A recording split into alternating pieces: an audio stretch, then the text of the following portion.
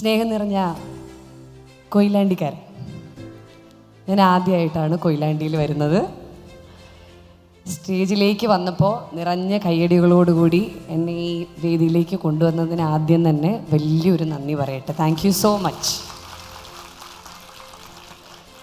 മാതാപിതാ ഗുരു ദൈവം എന്നാണ് പറയുക. അച്ഛനും അമ്മയും കഴിഞ്ഞാൽ നമ്മൾ ഏറ്റവും കൂടുതൽ സ്നേഹിക്കുകയും ബഹുമാനിക്കുകയും ചെയ്യേണ്ട നമ്മുടെ ഗുരുക്കന്മാരെയാണെന്ന് പറയും.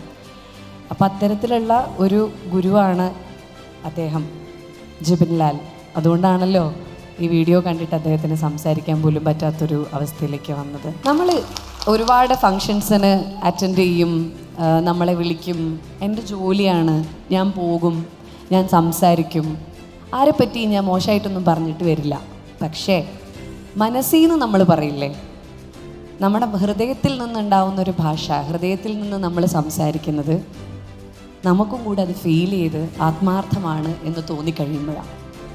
വളരെ കുറച്ച് നേരെ സംസാരിച്ചില്ലെങ്കിലും വിയർത്തൊലിച്ചൊരു മനുഷ്യൻ എന്നെ റിസീവ് ചെയ്യാൻ വേണ്ടി വെളിയിൽ വന്ന് നിൽക്കുമ്പോഴും, എൻ്റെ കൂടെ സ്നേഹ എന്ന് പറഞ്ഞ വൺ ഓഫ് ദി ഡയറക്ടേഴ്സാണ് അല്ലേ സ്നേഹ, ഇവിടെ സ്നേഹ, ഈ കുട്ടി എൻ്റെ കൂടെ എയർപോർട്ട് മുതൽ ഇവിടെ കൊയിലാണ്ടി വരെ വരുമ്പോഴും ഇദ്ദേഹത്തെ പറ്റി വാതോരാതെ സംസാരിച്ചുകൊണ്ടിരുന്നപ്പോൾ പറഞ്ഞ കാര്യം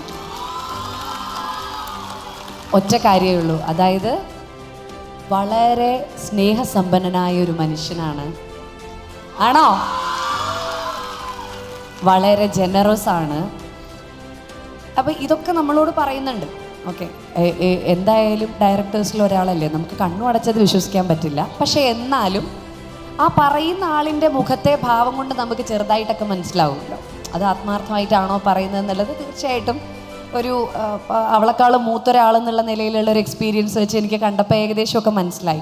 എന്നാലും ഒരു സർട്ടൻ എമൗണ്ട് ഓഫ് ഡൗട്ട്, ഒരു മലയാളിയല്ലേ നമ്മുടെ ഉള്ളിൽ, എന്തായാലും നമ്മൾ അങ്ങനെ ഇങ്ങനെയൊന്നും ആരെയും വിശ്വസിക്കും അംഗീകരിച്ചു കൊടുക്കാനും ഞങ്ങൾ ഉദ്ദേശിച്ചിട്ടില്ല. അതുകൊണ്ട് എൻ്റെ മനസ്സിലൊരു സംശയം ഉണ്ടായിരുന്നു. പിന്നെ എന്നോട് വേറെ എന്നെ ആകർഷിച്ചൊരു ഘടകം, അപ്പം ഞാൻ ചോദിച്ചു എത്ര നാളായി ഈ സ്ഥാപനം തുടങ്ങിയിട്ട്. അപ്പോൾ പറഞ്ഞു 4 വർഷം 5 വർഷം ഇപ്പോൾ ആവാൻ പോകുന്നു. കൊറോണയുടെ സമയത്താണ് സ്റ്റാർട്ട് ചെയ്തത്. അപ്പോൾ പറഞ്ഞു ഇതിന് മുൻപേ തന്നെ ഇദ്ദേഹം പഠിച്ചിരുന്ന, അതായത് കോച്ചിങ്ങിന് പോയിട്ടാണല്ലോ അദ്ദേഹം ഡോക്ടറായത്. അപ്പോൾ അത് പഠിച്ചിരുന്ന കോച്ചിങ് സെൻറ്ററിൽ തന്നെ 2015 മുതൽ അദ്ദേഹം ക്ലാസ് എടുക്കുന്നുണ്ടായിരുന്നു.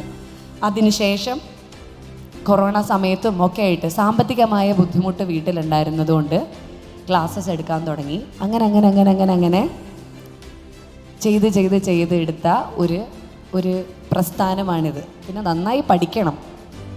ഞാൻ പറയുമ്പോൾ ഇഷ്ടപ്പെടുമോയെന്ന് എനിക്കറിയില്ല, ഒരു സിനിമാ നടിയിൽ നിന്ന് നിങ്ങളത് പ്രതീക്ഷിക്കണ്ടോയെന്നും എനിക്കറിയില്ല.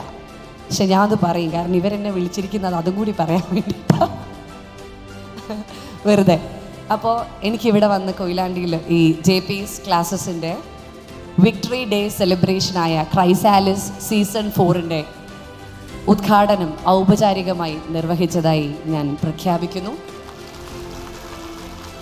നിങ്ങൾ ഓരോരുത്തരുടെയും ജീവിതം ശോഭനമാവട്ടെ, സന്തോഷം നിറഞ്ഞതാവട്ടെ, സക്സസ്ഫുൾ ആവട്ടെ എന്ന് ആത്മാർത്ഥമായി ഞാൻ പ്രാർത്ഥിക്കുന്നു.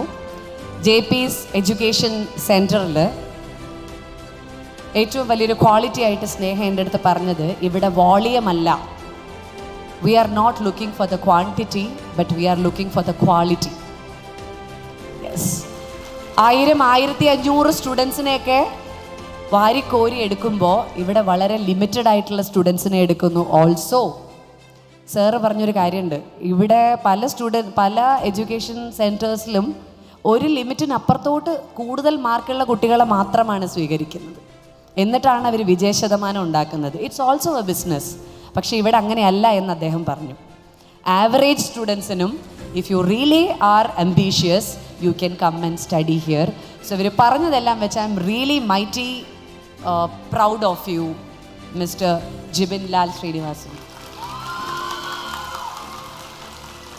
അദ്ദേഹത്തിനും അദ്ദേഹത്തിൻ്റെ അച്ഛനും അമ്മയൊക്കെ ചേർന്നാണ് ഇവിടുത്തെ മെസ്സും കാര്യങ്ങളൊക്കെ നോക്കുന്നതെന്ന് പറഞ്ഞു. അദ്ദേഹത്തിൻ്റെ പാരൻസിനും അദ്ദേഹത്തിനും അതുപോലെ തന്നെ ഓരോ സാറുമാരെ ഇൻട്രൊഡ്യൂസ് ചെയ്തപ്പോൾ നിങ്ങൾക്ക് എന്തൊരു സന്തോഷമായിരുന്നു. So that means they are also putting their 100% into this institution. So ഓരോ സാറുമാർക്കും നിങ്ങളുടെ മനസ്സിൽ, ഒരു പക്ഷേ നിങ്ങൾ കോളേജ് കഴിഞ്ഞ് ഡോക്ടേഴ്സായി പുറത്തിറങ്ങുമ്പോൾ പോലും മറ്റേ കുട്ടീൻ്റെ പേരെന്തായിരുന്നു? തസ്കിയ തിരിച്ച് എപ്പോൾ അവധി കിട്ടിയാലും ഇൻസ്റ്റിറ്റ്യൂഷനിലേക്ക് വരുമായിരുന്നു എന്ന് സാർ എന്നോട് പറഞ്ഞു.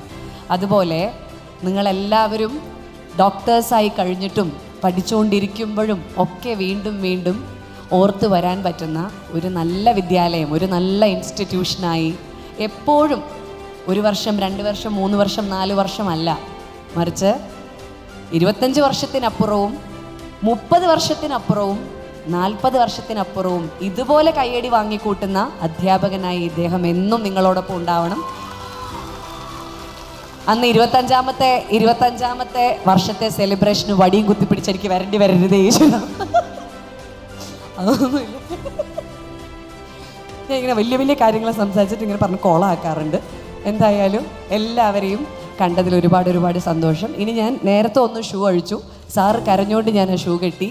ഇനി ഞാൻ വീണ്ടും ഷൂ അഴിക്കാൻ പോവാണ്. സാറ് കരയരുത്, എന്നെ വിളക്കൊന്ന് കൊളുത്തി ഉദ്ഘാടനം ചെയ്യാൻ അനുവദിക്കണം.